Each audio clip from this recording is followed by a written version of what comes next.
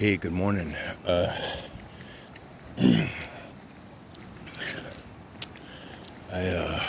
was giving a little talk last night to some people that are kind of struggling, and I was trying to give them some inspiration, and man, that's a tricky thing to do, trying to inspire people, because you got to kind of talk to your audience. You can't talk above your audience, and you certainly don't want to talk below them and make them feel stupid and stuff. But sometimes trying to explain, like,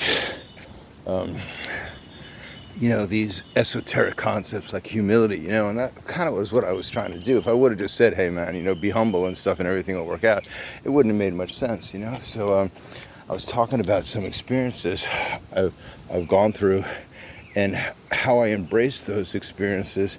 They were tough experiences, and how I embraced those tough experiences with a sense of, what am I supposed to learn from this? And, in essence, I had to humble myself to those experiences. I had to let them be my teacher, and in that way I kind of learned from them, And I think the antithesis from that kind of scenario is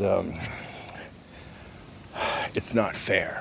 It's not fair, or I'm right. Those kind of mindsets kind of just cut everything off. You don't get anything. You kind of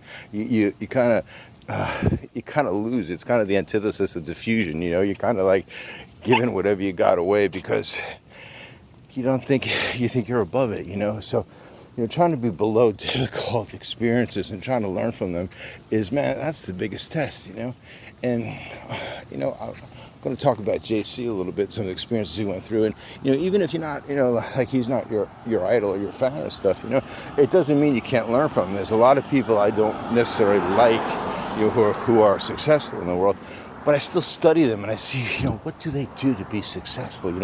They may not be somebody that I want to hang a picture of them on my wall, but they're obviously doing something right, So I try to learn from them, and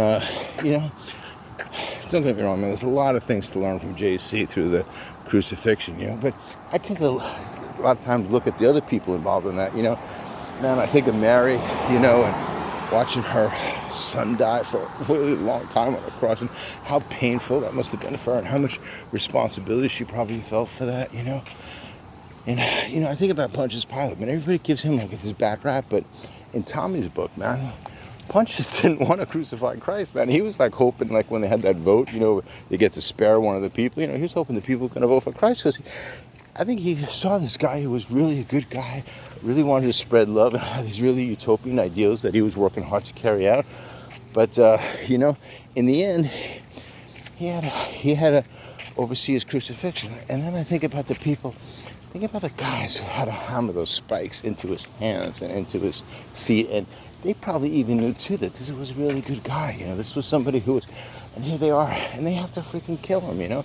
So it's easy to judge them, but we all have to do similar things sometimes in our lives that we really don't want to do. I mean, how many times do we step on a spider on a floor, or swat a fly, and we don't even think about them having a life, let alone a consciousness. Maybe they're a happy little spider who really enjoys being in your house, and you go ahead and kill them, So, trying to think of things in a deeper way than that superficial way is a challenge, I was trying to talk about humility to these people, and I don't think, some of them I think got it, I was trying to give examples of it, not use the word and stuff, and,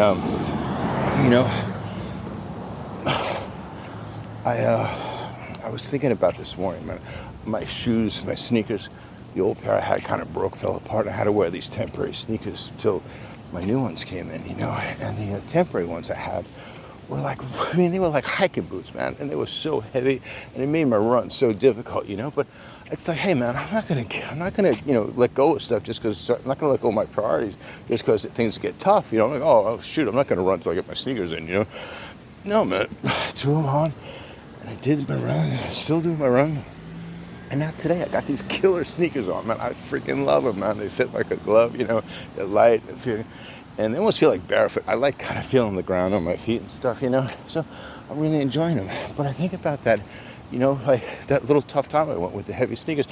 I'm glad I went through that actually now, because it makes my run even easier to do. And I feel lighter on my feet and stuff. Now, granted, I don't want to go put those heavy sneakers on again. I don't want to go back to my struggle, But, if I embrace that struggle, whatever my struggle is, it's amazing what we learn from it. And then everything becomes our suffering becomes our teacher. It's like our suffering will set us free, takes on new meaning. Don't get me wrong, man. I know I go through really tough times, and I know what it's like to go through really tough times. Believe me, I do. And and just asking, something. I talk about humility. I think about believing in a God. I use a God because I don't want to offend anybody's perception of God. But what do you do when you do that? Man, you humble yourself. You humble yourself to something other than you, and in that way, you allow a greater intelligence, a greater intensity to run into you, into a lower intensity. And you become a student. So, I always say, make today a great day, and for me, that requires certain things that I got to put in place in the beginning of the day, and a priority to that is humbling myself. So I looked at today as my teacher. I hope you guys have a really good day. I hope you figure out your way to make today a good day. And here's to today, man. You know what?